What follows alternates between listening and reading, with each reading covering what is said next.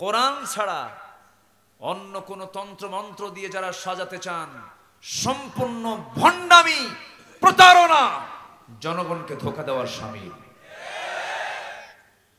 তাহলে আমরা কি মানে লাভবান হয়েছি না প্রতারিত হয়েছি? রাগ করতেছেন নাকি আপনারা? যে যা বলছে আমাদেরকে পর্যন্ত সবাইকে কোরআন দিয়ে বলেছে? কই, কোরআন দিয়ে তো বলেনি। আমাদের কোনো শত্রুতা নেই। আপনি যে দলই করেন না কেন, আপনি আওয়ামী লীগ করেন, আপনি বিএনপি করেন, আপনি যে দলই করেন না কেন,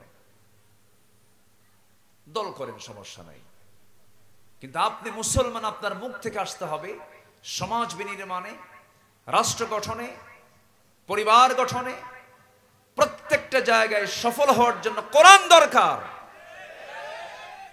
এই কথাটুকু বলুন, আমরা আপনার কাছে গিয়ে হাজির হয়ে যাব, কোনো সমস্যা নাই। কিন্তু ওনাদের প্রচন্ড ভয়, কোরআন চালু হলে মদের বোতল যে বন্ধ হয়ে যাবে। মদের বোতল খাওয়া মানুষ তো নাই, আজ থেকে মদের বোতল নেওয়া মানুষ আছে না নাই? মদের বোতল নিয়ে কি আলেমরা পড়ে থাকে? জেলখানায় কারা বেশি বলেন? দেশ স্বাধীন হয়েছে ৭১-এ, আজকে ২০২৪ সাল, ৫৩ বছর। সংসদ অধিবেশন অনেকবার হলো, সংসদে আইন পাশ হলো, ক্ষমতাসীনরা থাকলেন, কিন্তু এ পর্যন্ত কোন আলেমরা কি ক্ষমতায় গেছে? কিন্তু জেলে কারা বেশি? তাহলে দোষ করলো কার আর জেল খাটে কারা? কথা কি বুঝতেছেন আপনারা না রাগ করতেছেন? আমার বন্ধুগণ, আল্লাহ রাব্বুল আলামিন একটা লক্ষ্য নিয়ে দুনিয়াতে আমাকে আপনাকে পাঠিয়েছেন। সেই লক্ষ্যটা হলো, আল্লাহ রাব্বুল আলামিন বলছেন, বান্দা তুমি কারো গোলামি করবে না, গোলামি করবে কার? একটা কমন আয়াত, সহজ আয়াত, আমার আপনার ঘরের আয়াত, সবার মুখে মুখে আয়াতটা আছে। সবাই বলুন, ওয়ামা খালাকাতুল জিন্না ওয়াল ইনসা ইল্লা লিয়াবুদুন। আমি জিন এবং ইনসানকে সৃষ্টি করেছি শুধুমাত্র আমার গোলামির জন্য। গোলামি করলে জান্নাত পাবা, গোলামি না করলে জাহান্নাম পাবা। আল্লাহ তাআলা দুটো জায়গা রেখে দিয়েছেন, এই দুইয়ের মাঝখানে থাকার কোনো সুযোগ নাই। হককে ধরবে অথবা বাতিলকে ধরবে, এর দুইয়ের মাঝে থাকার কোনো সুযোগ নাই। দুইয়ের মাঝেই থাকতে চায় এমন কিছু লোক আছে না নাই বলেন? আল্লাহ বলছেন, এই দুইয়ের মাঝেও যারা থাকবা তাদের জন্য আমি আল্লাহ জাহান্নামের তলদেশ রেখে দিয়েছি। জাহান্নামের তলদেশ ওই বান্দাকে আমি ঢুকায় ফেলবো। কাদেরকে? যারা এই দিকেও চলে, হকের দিকেও চলে, বাতিলের দিকেও চলে, ইমানদারের সঙ্গে মিলিত হয়, কুফর যারা কাফির তাদের সঙ্গে মিলিত হয়, নামাজও পড়ে, হোটেলে গিয়ে মদও খায়। আছে না নাই? আছে না নাই? মসজিদ মে নামাজ পড়ো, হোটেল মে শরাব পেও। মসজিদে গিয়ে নামাজ পড়বে, হোটেলে গিয়ে মদ খাবে। আল্লাহ খুশি হোক, শয়তান বেজার হওয়ার কি দরকার? দুই দিকে থাকে আমার বন্ধুগণ। কিন্তু ইমানদার থাকবে দুই দিকে না একদিকে, দুই দিকে না একদিকে। মুসলমান থাকবে বাতিলের দিকে না হকের দিকে, হকের দিকে। আমার বন্ধুগণ, টিউবওয়েল চাপ দিলেই পানি বের হয়, কিন্তু টিউবওয়েল চাপলে কিন্তু আপনি সরিষার তেল পাবেন না। সরিষার তেল বানানোর জন্য আপনাকে ঘানি টানতে হয়, পরিশ্রম করতে হয়। সারাদিন ঘানি টানতে টানতে টানতে টানতে কয়েক কেজি তেল বের হয়। এর ফলাফল আপনি যখন গ্লাসের মধ্যে যখন তেলও নিবেন, পানিও নিবেন, তেল উপরে না পানি উপরে? কেন? ঘানি ঘানি টানতে হয়েছে, পরিশ্রম করতে হয়েছে। আমার বন্ধুগণ, জঙ্গল বানাতে কোনো পরিশ্রম লাগে না, জঙ্গল আপনা আপনি হয়ে যায়। আপনি সুন্দর দামি বাড়ি বানিয়েছেন, 2টা বছর বাড়ির কোনো খবর রাখবেন না, দেখবেন বট গাছ উঠছে। সুন্দর বাড়ি আপনার ভুতুড়ে হয়ে গেছে, জঙ্গল বানাতে তেমন কোনো পরিশ্রম করতে হয় না, জঙ্গল আপনা আপনি হয়ে যায়। কিন্তু আপনি একটা সুন্দর বাগান সাজাবেন, সুন্দর গার্ডেন করবেন, সেখানে যত্নের দরকার আছে না নাই? আসতে বলবেন না, আছে না নাই? এই জন্য জাহান্নাম যাওয়ার জন্য কোনো যত্ন করতে হয় না, খাও দাও ফুর্তি করো, দুনিয়াটা মস্ত বড়। এই ফর্মুলা চললেই সোজা জাহান্নাম যাওয়া সহজ। খাও দাও ফুর্তি করো, দুনিয়াটা মস্ত বড়, দুনিয়া কো মজা লেলো, আছে না নাই? এরকম বক্তব্য আছে না নাই? আছে। এইরকম করে চললে পরে জাহান্নাম আপনার জন্য খুবই সহজ হয়ে যাবে। জাহান্নাম পাওয়ার জন্য খুবই পরিশ্রম করতে হয় না, কিন্তু জান্নাত পাওয়ার জন্য পরিশ্রমের দরকার আছে না নাই? এই জন্য পরিশ্রম করতে হয়, কারণ আমাকে ধোঁকা দেবার জন্য সর্বক্ষণ একজন শত্রুতা করার জন্য প্রকাশ্য শত্রু আছে। তার নাম কি? তার নাম কি? ইবলিস, শয়তান। ও মনে হয় উল্লাপাড়া চেনে না। আসতে উল্লাপাড়ায় আসে ইবলিস, আসে। মানুষ আছে যেখানে ইবলিস আছে সেখানে। মাঝে মাঝে ইবলিস পর্যন্ত মানুষের কিছু কিছু কর্মকাণ্ড দেখে অবাক হয়ে যায়। ইবলিস বলে, আমি তো শয়তানি করি ঠিক আছে, কিন্তু তুই তো আমার চাইতে বেশি পাকা।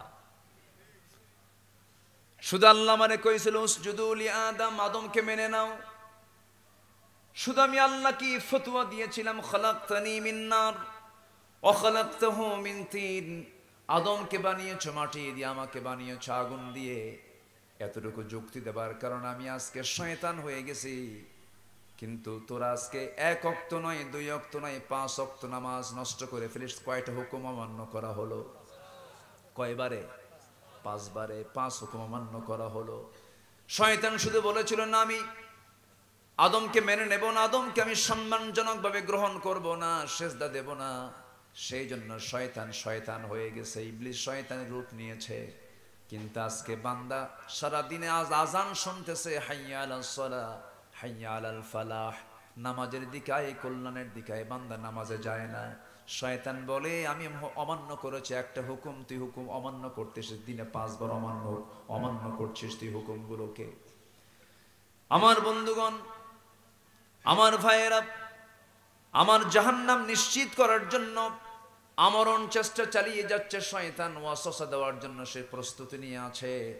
এই জন্য সেই ওয়াসওয়াসা থেকে বাঁচার জন্য দোয়া আছে না নাই? সূরা আছে না নাই?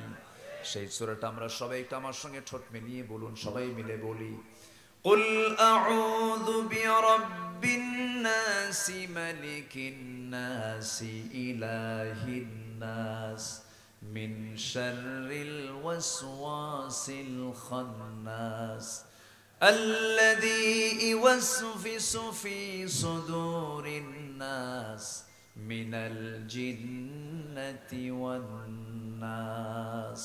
ওয়াসওয়াসা দেওয়ার জন্য শয়তান আছে না নাই? মানুষও কিছু আছে না নাই? মানুষও আছে। সেটা কি মানুষ না অমানুষ? মানুষ না অমানুষ? অমানুষ। নামাজ পড়লে সন্দেহ করে এটা জঙ্গি কিনা, মুখে দাড়ি থাকলে সন্দেহ করে এটা জঙ্গি কিনা। সম্মানিত ভাইয়েরা, গোটা পৃথিবীতে ইসলামকে নিশ্চিহ্ন করার জন্য ইহুদি এবং খ্রিস্টান চক্র উঠে পড়ে লেগেছে। আবার তার কিছু এজেন্ট আমার দেশেও কিন্তু আছে। আসতে বলবেন না, আছে না নাই? প্রয়োজনে শুক্রবারও স্কুল খোলা হবে। হ্যাঁ, কি বলেন এগুলো? এগুলো বলা যাবে না।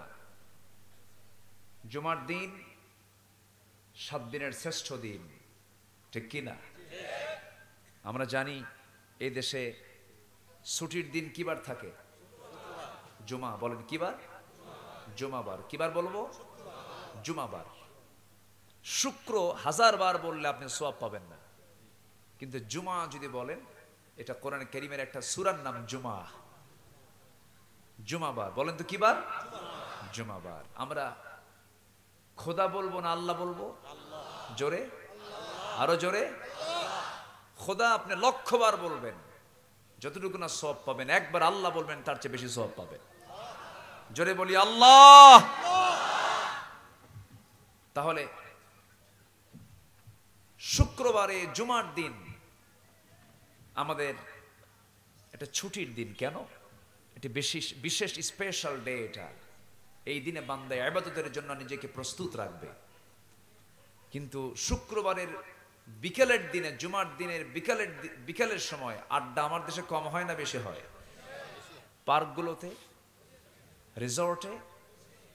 রাসূলুল্লাহর হাদিস, আমার রাসূল বলেছেন শুক্রবারে এমন একটা সময় আছে যে সময় বান্দা যা চায় তাই কবুল হয়। সেটা হলো আসর থেকে মাগরিবের মাঝামাঝি।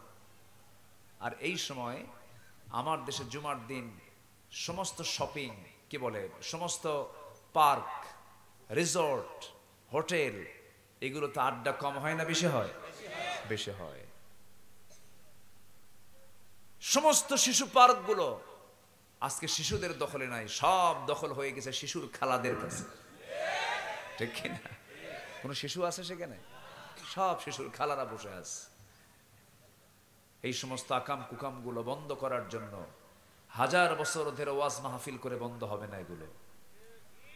শুক্রবারের জুমার দিনের এই পবিত্র মুহূর্ত, দোয়া কবুলের মুহূর্ত, এই সমস্ত রিসর্ট গুলোতে যে আকাম কুকাম গুলো হয়, যে নোংরামি গুলো হয় প্রগতির নামে, আধুনিকতার নামে, এগুলো বন্ধ করতে গেলে ওয়াজ দিয়ে বন্ধ হবে না। এগুলো বন্ধ করার জন্য ১.৫ হাত শক্ত লাঠির দরকার মুসলমান। তা'মুরুনা বিল মা'রুফ ওয়া তানহাউনা আনিল মুনকার। তুমি ঈমানদার, তোমার দায়িত্ব হলো সৎ কাজের আদেশ দিবা, অসৎ কাজের বাধা দিবা। প্রথমে প্রতিবাদ করবে তোমার হাত দিয়ে, আছে না? ফালিগাইয়িরহু বিয়াদিহি, হাত দিয়ে মোকাবেলা করো, মিটায়া দাও। শক্তি নাই, ফাইল্লাম ইয়াস্তাতি, সামর্থ্য নাই, কথা দিয়ে প্রতিবাদ করো। ফাবিলিসানি ফাইল্লাম ইয়াস্তাতি ফাবিকলবি, তোমার কথারও বলার শক্তি নাই, অন্তর দিয়ে ঘৃণা করো। মাথায় রেখে দিয়ে অন্তর দিয়ে ঘৃণার এই স্তরটা হলো সবচেয়ে দুর্বল ঈমান। ওয়াযালিকা আদআফুল ঈমান। যে ঈমানটা কুফরের দিকেও যেতে পারে, ব্যাখ্যায় আসছে সেই ঈমানটা কোথায় যেতে পারে? কুফরের দিকে যেতে পারে। কিন্তু ঈমানদার, ১ নম্বর সলিড ঈমানদারের পরিচয় হলো অন্তর দিয়া, কথা দিয়া না, হাত দিয়া মিটায় দেওয়া। কতদিন আর অন্তর দিয়ে ঘৃণা করব? মায়ের খাওয়া সুন্নাত, মায়ের দেওয়াও সুন্নাত। আসতে কয়, ঠিক কিনা?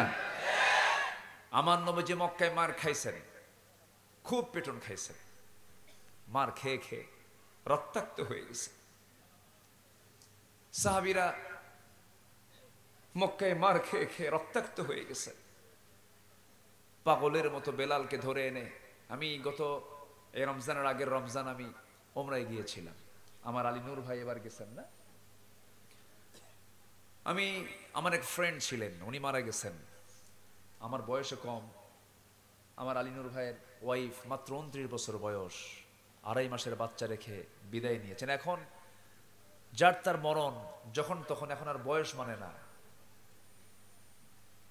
আগে একটা স্বাভাবিক ভাব ছিল, এখন দেখা যাচ্ছে মানে অল্প সময়ে, সাধারণত বার্ধক্যের কারণে এটা হয়, ঠিক আছে, কিন্তু অল্প বয়সের মৃত্যুর হার আগের চাইতে, বিগত সময়ের চাইতে এখন কম না বেশি?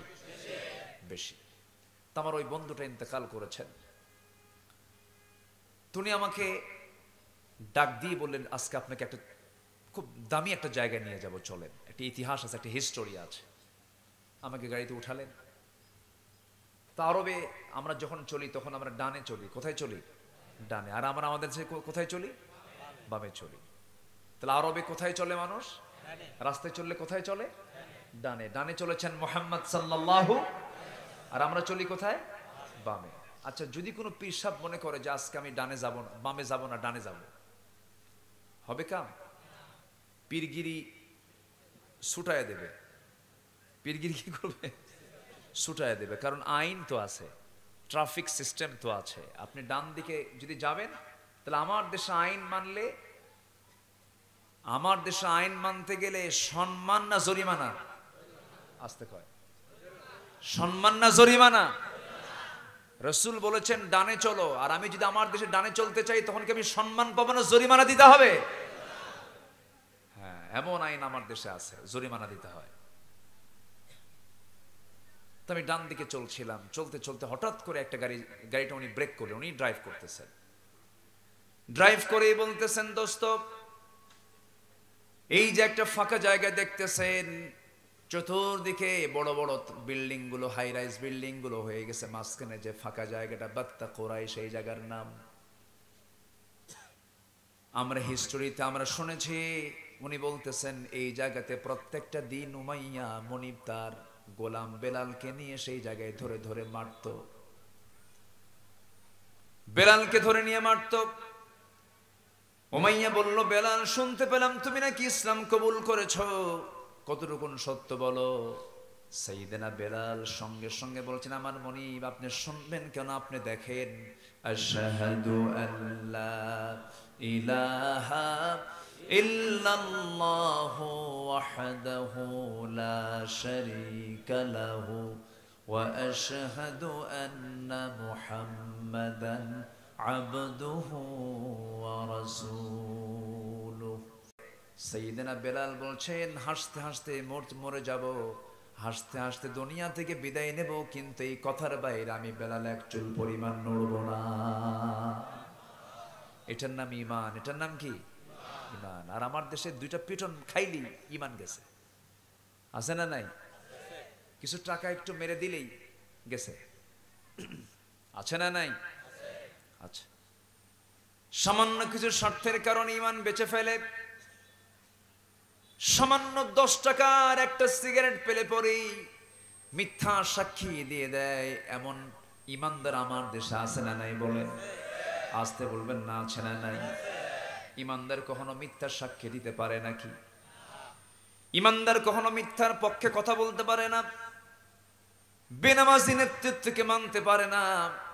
আমার বন্ধুগণ, আমার দেশে কোনো কিছুর সংকট ছিল না, আমার দেশের সম্পদ পর্যাপ্ত আছে, কোনো সম্পদের কোনো ঘাটতি নাই।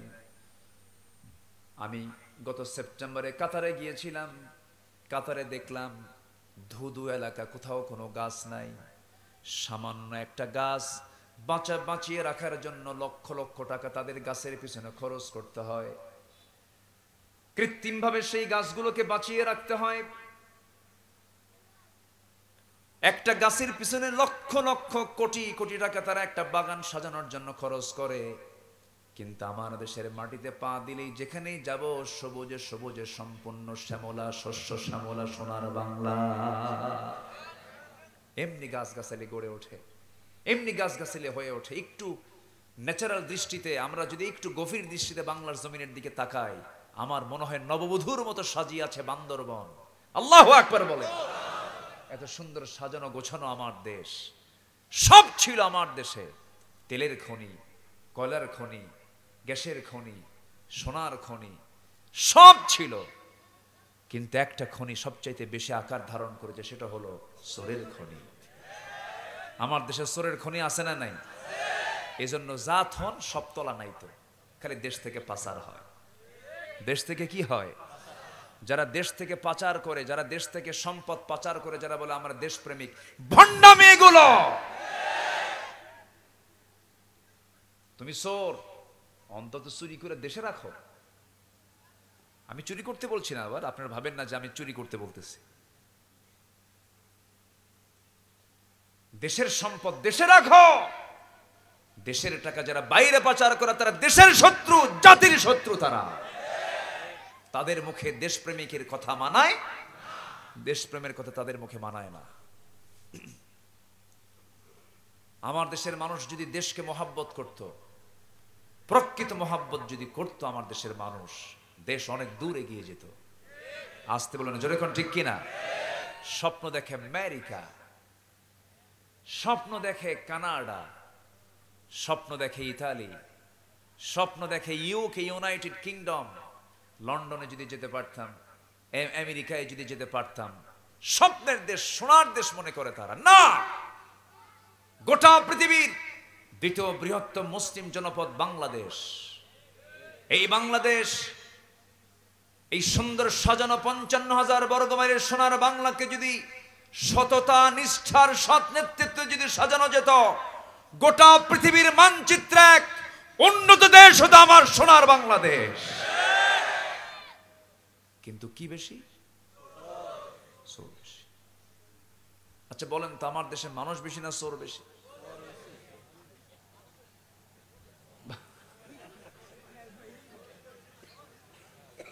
মসজিদে গিয়েও শান্তি নাই। আমি 2009 সালে ফার্স্ট আমি হজে যাই। মেবি ওই বছরই আমি বাইতুল মোকাররমের নিচতলা থেকে জুতা কিনলাম এক জোড়া। আমার রাতে ফ্লাইট, তো উপরতলায় মসজিদ, বাইতুল মোকাররম আমার দেশে যেতে জাতীয় মসজিদ। নিচতলায় জুতা কিনে আমি উপরতলায় গিয়ে মসজিদে নামাজে এশার জামাতে শামিল হলাম। বিল্ডিং এর মসজিদের একটা কলামের ধারে নতুন জুতাটা রেখে আমি নামাজে দাঁড়াইছি। সালাম ফিরে দেখি জুতা মোবারক নাই। জুতা মোবারকই বললাম, কারণ বরকত যে পাইছে বরকত না, জুতা নিয়ে চলে গেছে। যে দেশে পায়ের তলায় যেটা থাকে জুতাই থাকে না, যে দেশে মসজিদে যাবেন জুতা থাকে না, বাজারে যাবেন সাইকেল থাকে না, মাহফিল আসবেন হুন্ডা থাকে না। গত বছর মাহফিল করতে গেছে চট্টগ্রাম পতেঙ্গা এয়ারপোর্টের পাশে মাহফিল। হাজার হাজার মানুষ ওয়াজ শুনলো, কানলো, দোয়া করলাম। ওয়াজ শেষে যায় দেখি মঞ্চের কোনায় আমার জুতা জোড়া নাই। বুঝলে, একজনকে বললাম ভাই আমার জুতা কই? হুজুর মোহাব্বত করে নিয়ে গেছে। কথা বুঝলেন? তো এই হচ্ছে অবস্থা। আমরা কি ভালো হব না ইনশাআল্লাহ? আজ থেকে ভালো হব না ইনশাআল্লাহ? নেতৃত্বের পরিবর্তনের দরকার আছে না নাই? আমরা কোনো বেনামাজি, চরিত্রহীন, লম্পট, নেশাখোর, জনগণের সম্পদ লুটেরা যারা, ওই সমস্ত নেতৃত্ব মানব না। ওই সমস্ত নেতৃত্বের মুখে আমরা জুতা মারি, থুতু মারি। রাজি আছেন কারা কারা? হাত উঁচু করে দেখান মুসলমান।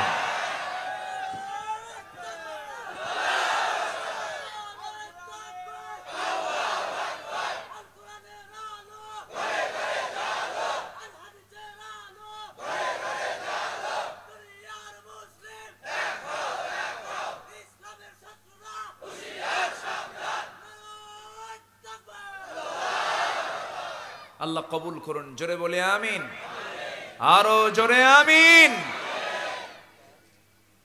আমাদের দেশে কোনো কিছুর সংকট নেই। শুধুমাত্র যদি আমরা ইমামকে নির্বাচন করতে নিয়ে যে পদ্ধতি অবলম্বন করি, শুধু সমাজের নেতা নির্বাচন করতে গিয়ে যদি শুধু ওই পদ্ধতি অবলম্বন করি, সমাজের সব নেতৃত্ব সোজা হয়ে যাবে। মসজিদের ইমাম নির্বাচন করতে গেলে হুজুর কত কি দেখে। হুজুরের নজর ঠিক আছে কিনা দেখো, হুজুরের চরিত্র দেখে, হুজুর বিড়ি খায় কিনা। আমি নয় গাঁজা খাই, হুজুর কিন্তু বিড়ি খাওয়া যাবে না। হ্যাঁ, ও গাঁজা খাবে, সমস্যা নাই। একটা ইমামকে নির্বাচন করতে গিয়ে আমরা যেমন করে তার মাথা থেকে পা পর্যন্ত তার তাকওয়া দেখি, তার চালচলন দেখে আমরা তাকে ইমামতির মুসাল্লায় আমরা দাঁড় করায়া দিই।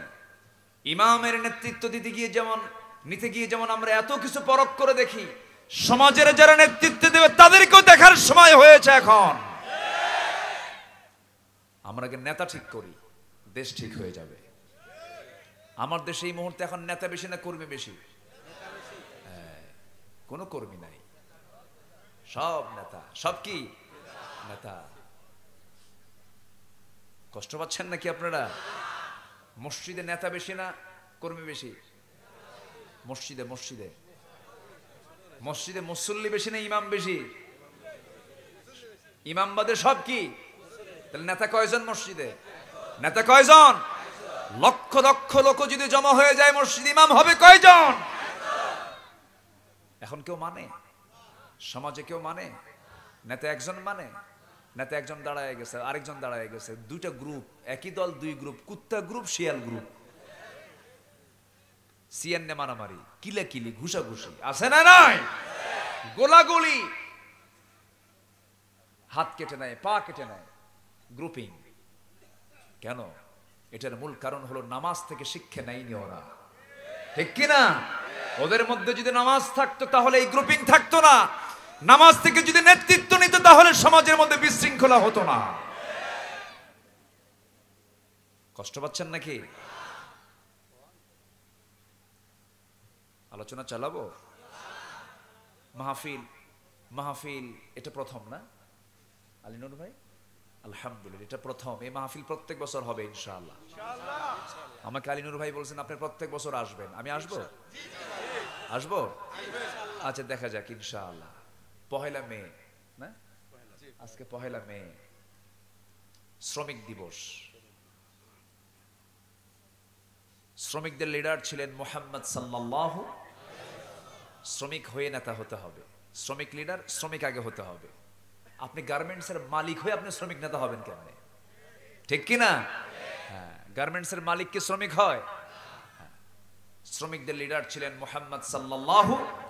পৃথিবীর কোন শ্রমিক নেতা এমন বক্তব্য দিতে পারেনি যা রাসূল বলেছেন। আমার রাসূল বলেছেন, শ্রমিকের ঘাম শুকানোর আগেই তার পাওনা তাকে বুঝিয়ে দাও।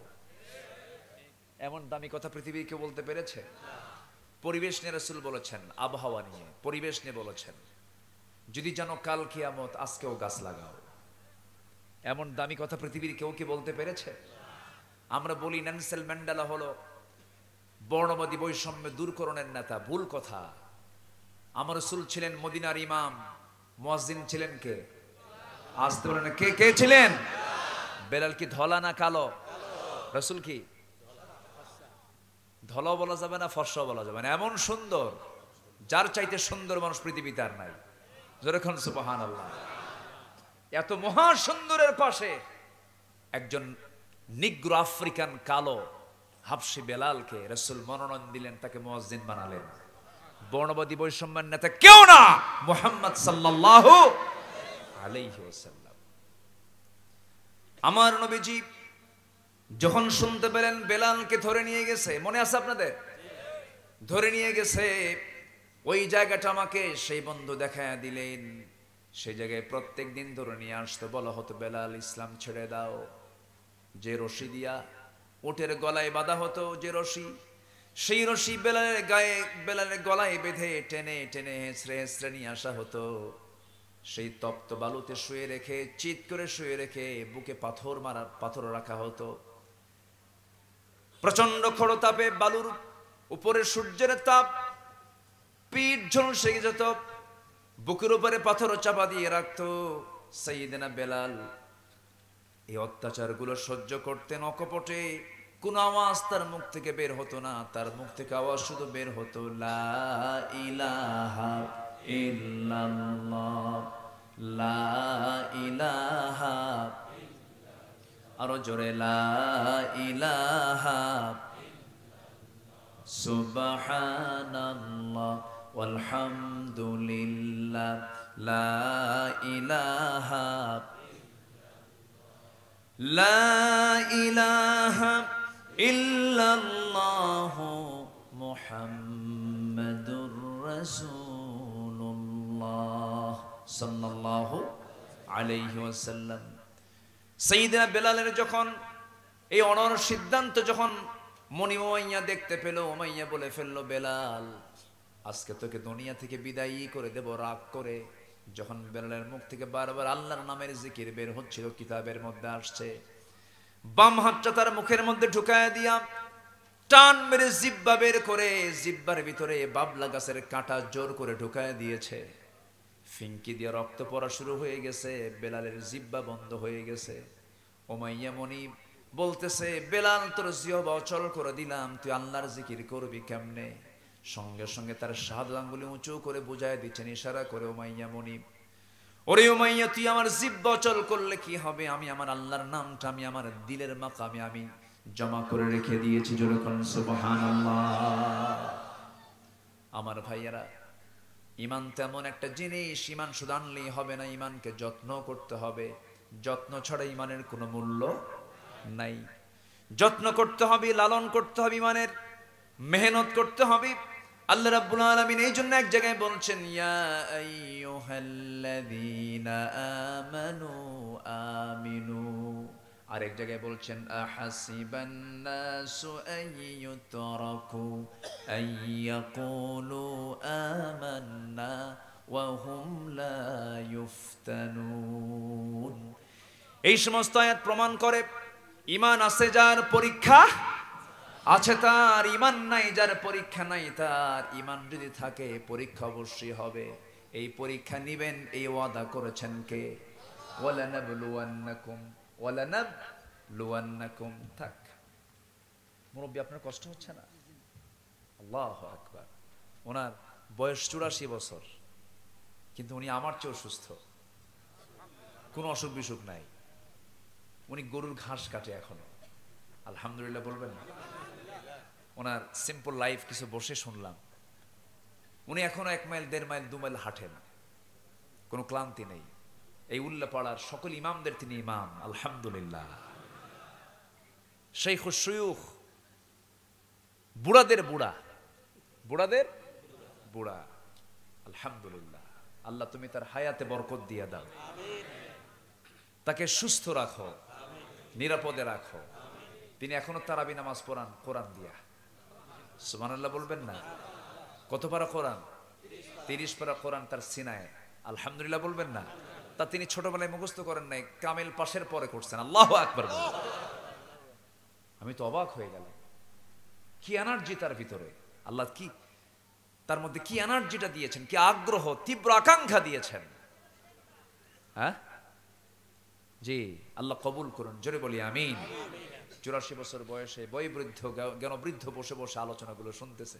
ধৈর্যের বয়স হয়ে গেলে কি ধৈর্য থাকে? থাকে না তো, এনার্জি থাকে না, কষ্ট হয়। শোনেন, 1000 কোটি টাকার মালিক খাইতে পারে না। আছে না এরকম? আছে না?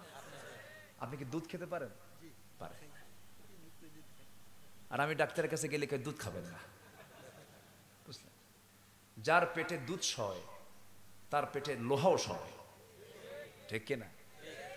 যে পেটে দুধ এবং কাঁঠাল নিতে পারে ওই পেট হচ্ছে ভিআইপি পেট। কথা বলছেন না? মানে মজবুত পেট, বলিষ্ঠ পেট, সব খেতে পারবে, সব হজম করতে পারবে। দেখেন 84 বছর বয়সে তিনি এখনো দুধ খেতে পারেন।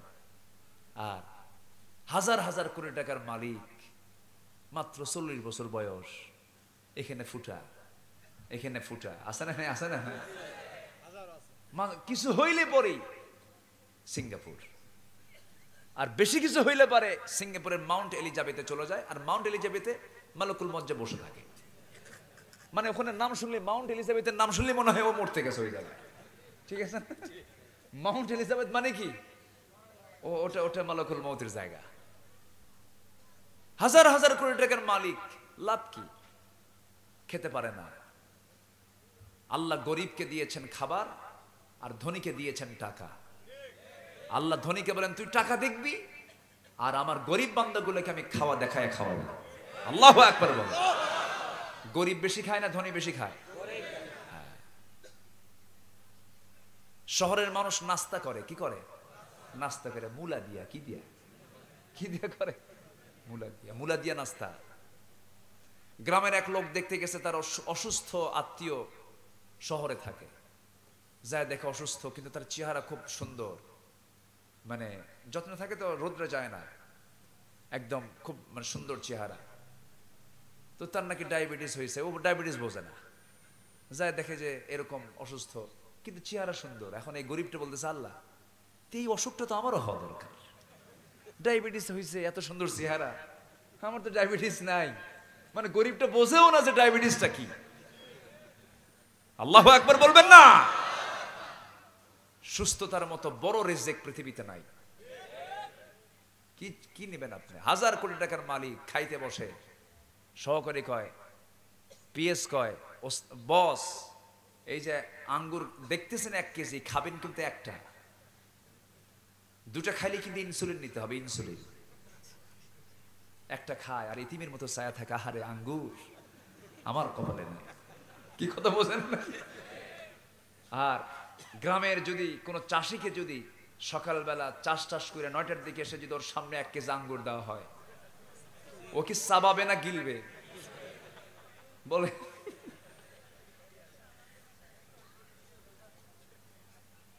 রাতের বাসি ভাত পান্তা করে রাখছে, কাঁচা মরিচ আর কাঁচা পেঁয়াজ, আর যদি পেঁয়াজের ফুল যদি হয় তো কথাই নাই। কাজ টাজ কইরা ঘাম টাম ঝাইরা ঝেড়ে এসে যখন বসে, কি প্লেট নিয়ে বসে, ফাঁকিবাজি প্লেট নিয়ে বসে। শহরের প্লেটগুলো দেখেন না, এরকম ফ্ল্যাট, ডাল খাওয়ার কায়দাই নেই, ঠিক আছে না? ডিশি নিয়ে বসতে হয়, গামলাই নিয়ে বসতে হয়। গ্রামের মানুষের ওই সমস্ত প্লেট দিয়ে পোষায় না। একদম বসলো, 1 কেজি চালের পান্তা খাওয়ার পর বলা হয় খাইছো কেমন, আরেক কেজি হলে ভালো। আমি কি ভুল বলতেছি? এক ঢেকুস মারে সব হজম। কিন্তু এই ধনীর বাড়িতে খাবার অ্যাভেলেবেল পড়ে আছে, খেতে পারে না। ফলমূলের প্লেট, ফলমূল সব ভরে আছে, কেউ খেতে পারে না। একটা খেলেই ডাক্তার বলে ইনসুলিন নিতে হবে। আল্লাহ রাব্বুল আলামিন সব ভাগ করে দিয়েছেন। গরিবকে দিয়েছেন খাবার বেশি করে, ধনীকে দিয়েছেন টাকা বেশি করে। গরিবকে দিয়েছেন বাচ্চা কাচ্চা কম না বেশি? বছরের এ মাথায় একটা হয়, ও মাথায় একটা হয়। সিজার লাগে না? সিজার লাগে? আমার মায়েদের, গ্রামীণ জীবনের মা যারা মা হন, কখন বাচ্চা হয়? হাঁটতে হাঁটতে বাঁশতলায় হয়ে গেছে। কোন তলা হয়েছে? বাঁশতলা। কিন্তু এই ধনীর পরিবারের সদস্য হাঁটে না, নড়াচড়া করে না, চলাফেরা করে না। ডাক্তার বলছে সিধ হয়ে আছে বাচ্চা, পজিশন ঠিক নাই, অপারেশন করতে হবে। অপারেশন করা হলো, ডাক্তার বলে দিল জীবনে আর বাচ্চা নেবেন না। কিন্তু গরিব ওই মহিলার, গরিব ওই মা বস্ত্রের এই মাথায় নিয়ে ফেলেন, মোটামুটি 1 ডজন হয়ে গেছে। 2 পক্ষ হলে 24 জন হয়ে গেছে। ফুটবল টিম, এ টিম ও টিম দুটাই দখল। কি কথা বলেন? আল্লাহ তাআলা গরিবকে যা দিয়েছেন, ধনীকে তা দেন নাই। অতএব কি দুঃখ করার কোনো কারণ আছে নাকি আপনাদের? আমাদের দুঃখ করার কোনো কারণ আছে? বরকত চাইবো আমরা কার কাছে? হুজুরকে নিয়ে এতক্ষণ ওয়াজ করলাম। আল্লাহ তুমি হুজুরের হায়াত দারাজ করো, জোরে বলি আমিন। এখানে আরো মুরব্বী যারা আছেন, আল্লাহ তুমি সব মুরব্বীর তুমি হায়াত বাড়ায়া দাও। মুরব্বী বাচ্চার দরকার আছে না নাই? না মনে মনে ভাবতেছেন বুড়া মরবি কোন দিন, এরকম চিন্তা করেন নাকি? না, পুরাতন চাল আছে, পুরাতন চাল। আমার আপনার দোয়া মিস হবে, কিন্তু আপনার বুড়া বাপের দোয়া মিস হবে না। খালি বুড়া বাপকে বলুন আব্বা ইন্ডাস্ট্রি একটা দিচ্ছে, আরেকটা দেবো, তুমি কত টাকা নিবা দোয়া করো। কি কথা বলছেন? বাপকে তো হাদিয়া দিতে হয়, কি আসতে কয় দিতে হয় কিনা, দিতে হয় কিনা? হুজুরের কাছে গিয়ে মোসাফা কইরা টাকা দেওয়ার চাইতে দেন, হুজুরকেও দেন, সমস্যা নাই। বাবার হাতে কিছু টাকা দিয়ে বলবেন আব্বা আপনাকে হাদিয়া দিলাম, আমার জন্য একটু দোয়া করো। বাপ খুশি হবে না? আজ দেখ, বাপ খুশি হবে না? খুশি হবে। এই পৃথিবীতে সবচাইতে পূজনীয় জন হচ্ছেন মা আর বাবা। গোটা দুনিয়ার সমস্ত আলেম কি খুশি করে আপনি আল্লাহর যতটুকু করে জবানবন্দি হাসিল করতে পারবেন, তার চেয়ে বেশি খুশি হবেন আল্লাহ তাআলা মার যদি খেদমত করতে পারি, আমরা বাবার যদি খেদমত করতে পারি। বাবা যদি সিগন্যাল দিয়ে দেন, ও আল্লাহ এই বান্দা আমার কলেজা ভরায় দিছে, আমি ওরে মাফ করে দিলাম, আল্লাহ বলবেন ওই বান্দার আমি মাফ করে দিলাম। বাপটা গুরুত্বপূর্ণ পজিশন। রিদার রাব্বি ওয়া রিদাল ওয়ালিদি ওয়া সাখতুহু ফি সাখতিল ওয়ালিদ। পিতা যদি খুশি হয়ে যান, আল্লাহ খুশি হয়ে যান। পিতা যদি নারাজ হয়ে যান, আল্লাহ নারাজ হয়ে যান। এই জন্য পিতার দফতরটা খুবই গুরুত্বপূর্ণ। পৃথিবীর সব দফতর অসন্তুষ্ট হয়েছে, কোনো সমস্যা নাই, কিন্তু পিতার দরবারে আপনি গিয়ে পিতার কাছ থেকে দোয়া পাচ্ছেন, এই দোয়াটা আর শাজিম পর্যন্ত পৌঁছে যাবে। আমরা বাপ মাকে দাম দেব, জোরে বলি ইনশাআল্লাহ। অনেক কথার তো কোনো থা থাকে না, বিভিন্ন লাইনে চলে যায়। মূল জায়গায় চলে আসি। ঈমান এনেছি, তার যত্ন করার দরকার আছে না নাই বলেন? বেলাল ঈমান এনেছেন শুধু না যত্ন করেছেন? যত্ন করতে গিয়ে তিনি আরাম পেয়েছেন না মার খেয়েছেন? কি আরাম পেয়েছেন না মার খেয়েছেন? মার খেয়েছেন। আবার এই বেলাল যখন মক্কা বিজয় হয়, কি বিজয় হয়? বদর যুদ্ধ, বদর, উহুদ, খন্দক পাড়ি দিয়ে যখন মক্কা বিজয় হয়, রাসূল বললেন বেলাল আজকে মক্কা বিজয় হয়ে যাচ্ছে। সুবহানাল্লাহ।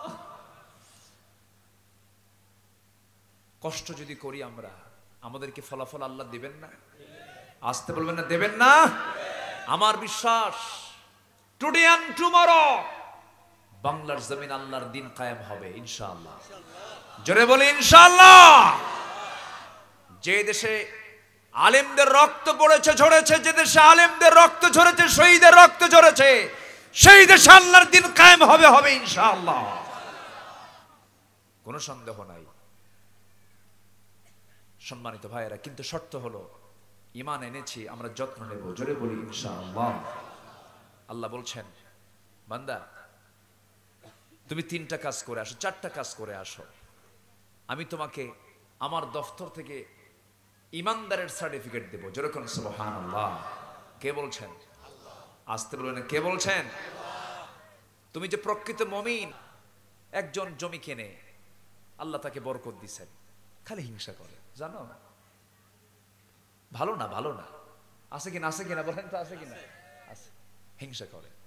হিংসা না করে আপনি বলবেন, আল্লাহ তুমি ওকে জমি কেনার তৌফিক দিছো, আল্লাহ তুমি আমার জমি কেনার তৌফিক দাও, আল্লাহ তুমি ওরেও দাও আমারেও দাও।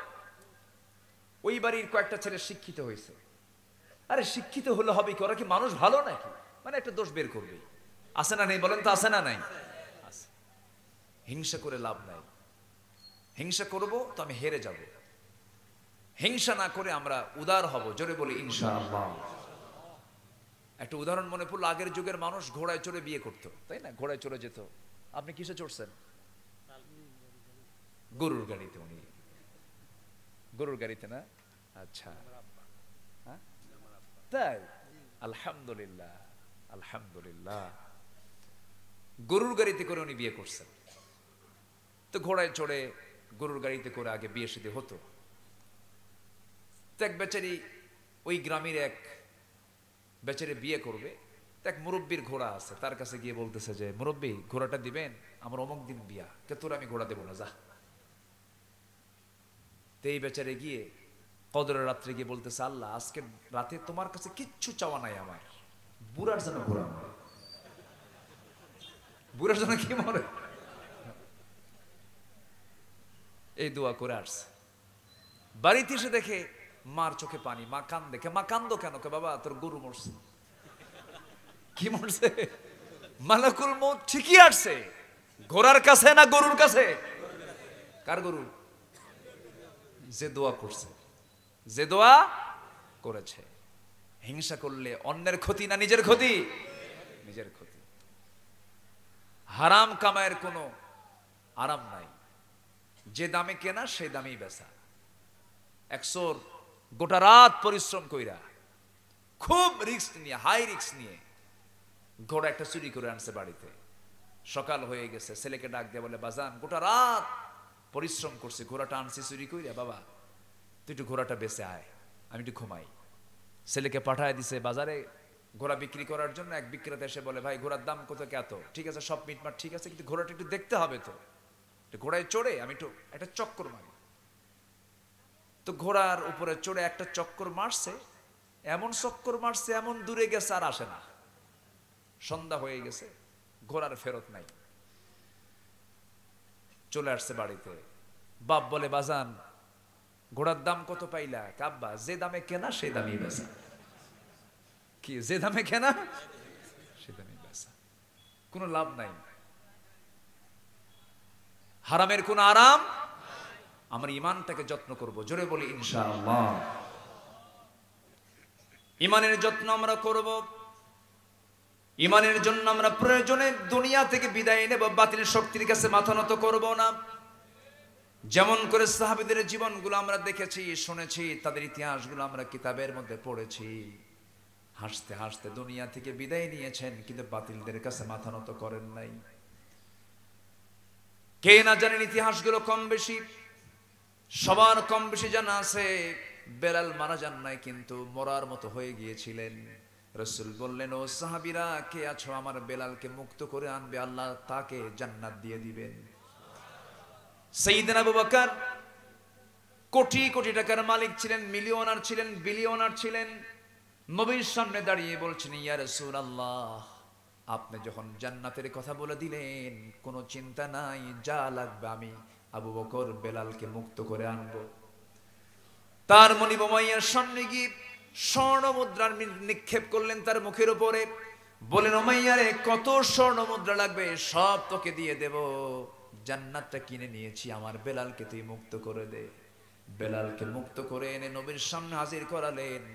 নবজি মাথা থেকে পা পর্যন্ত দেখে বলছেন, বেলাল রে, তোর যেই জখমওয়ালা রক্ত, তোর এই জখমওয়ালা দেহ, এই যে রক্ত তোর শরীর থেকে ঝরলো বেলাল, বেশি দিন দেরি নয় বেলাল, এই জমিনে আল্লাহর দিন কায়েম হয়ে যাবে। আমার ভাইরা, দিন শুধু গ্রহণ করেছেন, মদিনায় হিজরত করে একজন সাহাবী খবাইবকে মক্কার কুরাইশরা ধরে আনলো মদিনা থেকে। মদিনার উপকণ্ঠ থেকে ধরে এনে জেলখানায় আটকা রাখলো। বলা হলো, খবাইব ঈমান ছেড়ে দে। কি ছেড়ে দে? ঈমান ছেড়ে দে। খবাইব বললেন, ঈমান তো ছেড়ে দেওয়ার জন্য ঈমান আনি নাই, হাসতে হাসতে দুনিয়া থেকে বিদায় নেব, ঈমানটা কখনো ছাড়বো না। সাইয়েদনা খবাইবকে ধরে নিয়ে তারা মারতে মারতে পিঠের চামড়া তুলে ফেলে দিল, রক্তাক্ত করে ফেলে দিল, শেষ পর্যন্ত তার খাবারটাও বন্ধ করে দিয়েছে। সঙ্গে সঙ্গে আল্লাহর ফয়সালা, খবাইবের খাবারের জন্য আল্লাহ তাআলা জান্নাতের খাবার বাজেট পাস করেছেন। মারিয়ামের মতো, মারিয়াম দুনিয়াতে বসে কিসের খাবার খেয়েছিলেন? জান্নাতের খাবার খেয়েছিলেন। খবাইব রাদিয়াল্লাহু আনহুকে আল্লাহ তাআলা জান্নাতের আঙ্গুর খাওয়ায়া দিলেন। সেই জেলখানার মধ্যে তারা আটকে রেখেছে, শেষ রাতের দিনে আল্লাহর কালাম তেলাওয়াত করতেন, আল্লাহ তার সামনে জান্নাতের আঙ্গুরের ছড়া ঝুলাইয়া রাখতেন। ফেরেশতা তার সামনে খাবারগুলো নিয়ে আসতো। 3 মাস 4 মাস যখন গত হয়ে গেল, খাবার ছাড়া একটা মানুষ তো বাঁচতে পারে না, বরঞ্চ খবাইবের চেহারারও সুন্দর চেহারায় রূপ নিল। সবাই বলল, বুঝতে পেরেছে আমরা খবাইবকে যদি বেঁচে রাখি, ঈমান গ্রহণের পরিমাণটা আরো বেড়ে যাবে, তাকে আমরা দুনিয়া থেকে বিদায় করে দেব। শেষ পর্যন্ত বলা হলো, খবাইব ঈমান যদি না ছাড়ো, আমরা তোমাকে দুনিয়া থেকে ফাঁসি কাস্টে ঝুলিয়ে তোমাকে দুনিয়া থেকে শুলে চড়াইয়া মেরে ফেলবো। খবাইব বললেন, তোমরা আমাকে কি করবে জানি না, তবে আমি খবাইব নাকের মধ্যে জান্নাতের ঘ্রাণ পাওয়া শুরু করে দিয়েছি। ধরা হলো। শেষ পর্যন্ত তাকে শুলে কাস্টে ঝুলিয়ে মারা হবে। বলা হলো, খবাইব রে, তুমিও কুরাইশ, আমরাও কুরাইশ, তোমার পরিবারের সঙ্গে কোনো কথা আছে নাকি, কোনো জানাশোনা আছে নাকি, কোনো তাদের সঙ্গে বোঝাপড়া আছে নাকি, কোনো শেষ কথা তুমি বলতে চাও নাকি? তুমি যদি বলতে চাও, আত্মীয় স্বজনের সঙ্গে তোমার মিট করায় দেব, তোমাকে আমরা ফাঁসির মঞ্চে ঝুলিয়ে মারবো। খবাইব বললেন, শোনো আমার ভাইয়েরা, তোমরা আমাকে যে হুমকি ধামকি দিচ্ছ, মৃত্যুর ভয় দেখাচ্ছ, আমি কাউকে পরোয়া করি না, মৃত্যুর ফয়সালা হয় আসমানে, জোরে কোন সুবহানাল্লাহ। এবার তিনি বলছেন, তোমরা যদি আমার শেষ ইচ্ছা পূরণ যদি করতে চাও, আমার পরিবার লাগবে না, আমার পরিজন লাগবে না, আমার ছেলে মেয়ে সন্তানাদি কেউ লাগবে না, শুধু আমার শেষ ওসিয়ত যদি তোমরা যদি পূরণ করতে চাও, আমাকে একটু ওযুর পানি দিয়ে দিবে, ওযু বানাবো, নামাজে দাঁড়ায় আমি আমার মহান প্রভু আল্লাহর সঙ্গে কথা বলবো নামাজের মধ্যে। ওযুর পানি দেওয়া হলো, ওযু বানালেন, নামাজে দাঁড়ায় গেলেন, নামাজ শুরু করেছেন। সাইয়েদনা খবাইব নামাজ পড়তেছেন, প্রথম রাকাতে আস্তে আস্তে পড়লেন, দ্বিতীয় রাকাতে নামাজ পড়তে নিয়ে ভাবলেন, নামাজ যদি লম্বা করি কাফের মুশরিকরা ভাববে খবাইব বুঝি মৃত্যুর ভয়ে নামাজকে লম্বা করছে। এই চিন্তা মাথায় নিয়ে করলেন কি, দ্বিতীয় রাকাতটা তাড়াতাড়ি করে শেষ করলেন। শেষ করি হাত উঁচু করে দোয়া করে বলতেছেন, আল্লাহ তাআলা, বুঝতে পেরেছি আল্লাহ, আমার মনে হয় হায়াতটা বেশিক্ষণ না, আমি মরে যাব, কারণ নাকের মধ্যে জান্নাতের ঘ্রাণ পাচ্ছি। আমি যদি দুনিয়া থেকে বিদায় নিয়ে নিই আল্লাহ, আজকে 4 মাস গত হতে চললো, রসুলকে আমি দেখি না, রসুলকে আমি কাছে পাই না, আমি যদি দুনিয়া থেকে বিদায় হয়ে যাই, ও আল্লাহ, আমার তোমার দরবারে প্রার্থনা, আমার বিদায়ী সালামটা তুমি আল্লাহ নবীর দরবারে পৌঁছাইয়া দিও। এই দোয়া করে তিনি দোয়া সম্পূর্ণ করলেন। ফাঁসির মঞ্চের দিকে তিনি দৌড়া দৌড়া চলে যাচ্ছেন। সবাই বলে, খবাইব কেউ কে মৃত্যুর জন্য দৌড়ায় নাকি? খবাইব বলছেন, তোমরা আমাকে ফাঁসির মঞ্চের দিকে নিয়ে যাচ্ছ, আল্লাহ আমাকে জান্নাতের 8টা দরজা আমাকে দেখায় দেখায় দিতেছে। খবাইব রাদিয়াল্লাহু তাআলা আনহু নবীর দরবারে সালামটা পৌঁছায় দিলেন। নবীর দরবারে সালাম পৌঁছার সঙ্গে সঙ্গে আমার নবীজি দাঁড়ায় গেলেন। সাহাবায়ে কেরাম সামনে বসা, হঠাৎ করে দাঁড়ায় গেলেন।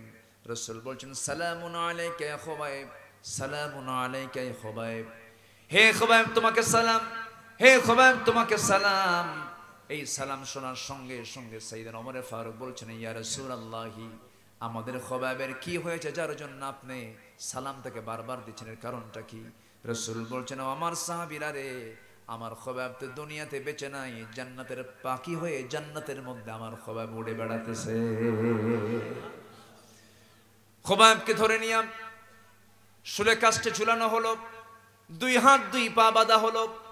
একজন কাফের এসে বলতেছে, ওরে খোবাব, তোর এই জায়গায় যদি তোকে না ঝুলায় রেখে যদি মুহাম্মদকে ঝুলায় রাখতে পারতাম কতই না ভালো হতো।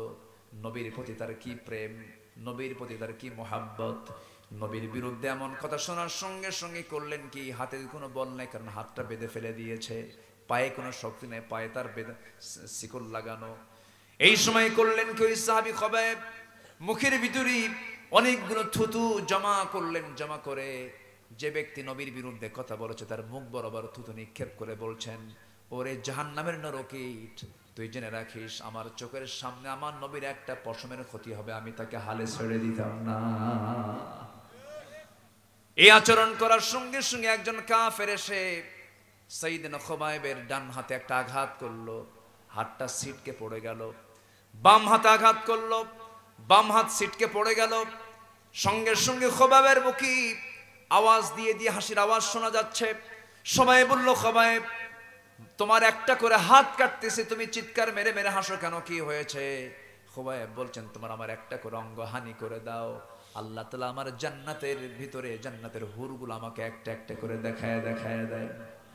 শেষ পর্যন্ত নেজা তরবারি দিয়া বুক বরাবর মেরে দিল, পিঠ দিয়ে বের হয়ে গেল। খোবাব দুনিয়া থেকে বিদায় নিয়ে নিলেন। খোবাব আরশ আজিমের আল্লাহ তাআলার সবচাইতে কাছের মেহমান হয়ে গেলেন। আমার বন্ধুগণ, এই খোবাব রাদিয়াল্লাহু তাআলা ইচ্ছা করলে পরিমাণটা ছাড়তে পারতেন, ফাঁকিবাজি করতে পারতেন, মুনাফিকের পথ অবলম্বন করতে পারতেন, কিন্তু হাসি মুখে জীবনটা তিনি বরণ করে দিয়েছেন, জীবনটা তিনি দিয়ে দিয়েছেন, উৎসর্গ করে দিয়েছেন। কিন্তু ঈমানটা কারো সামনে তিনি হারাতে দেন নাই। জোরে কোন সুবহানাল্লাহ। এই জন্য আমরা ঈমান আনবো, ঈমানের যত্নের দরকার আছে না নাই? আজ তো যত্ন আগে না ঈমান আগে? ভালো করে কোন, যত্নই তো আগে। ঈমান আনছেন কিন্তু যত্ন নাই, তাহলে কি হলো? প্রস্তুতি আগে। ইয়া আইয়ুহাল্লাযীনা আমানু ইসতাঈনু বিস-সাবরি ওয়াস-সালাত, ধৈর্য আগে, এরপরে সালাত। নামাজে দাঁড়ায় ইমাম যদি সূরা একটু লম্বা করে, মুসল্লি কয়, হুজুর কি আলিশা হুজুর নাকি? এরকম আছে না নাই বলেন?